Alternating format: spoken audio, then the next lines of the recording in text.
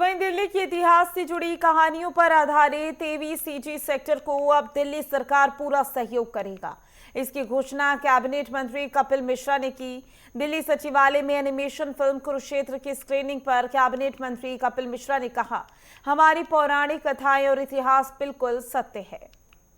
सब लोगों ने देखी है। दिल्ली सचिवालय में इसकी स्क्रीनिंग हुई है, दिल्ली टूरिज्म के साथ कोलैबोरेशन में हुई है और मुझे लगता है कि नेटफ्लिक्स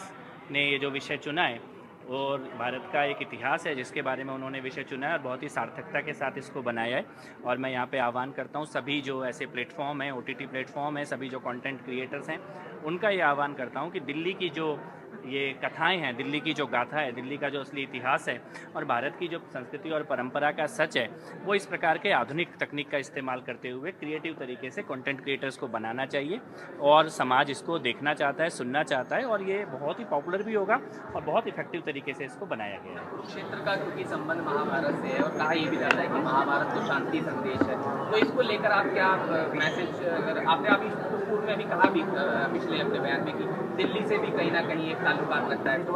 बिल्कुल, जो पूरा महाभारत का जो गाथा है, जो इतिहास है, उसमें दिल्ली, जो वर्तमान दिल्ली है, उस भूभाग का बहुत ही महत्वपूर्ण संदर्भ है उसमें और शामिल है। और मुझे लगता है कि जब भी दिल्ली का इतिहास बताया जाए, सुनाया जाए, कहा जाए, तो उसमें वो महाभारत से ही शुरू होता है और एक भगवान श्री कृष्ण से जुड़ा हुआ दिल्ली का इतिहास है और इस प्रकार के सीरीज़ के माध्यम से, सीरियलों के माध्यम से, फिल्मों के माध्यम से समाज के सामने आना चाहिए।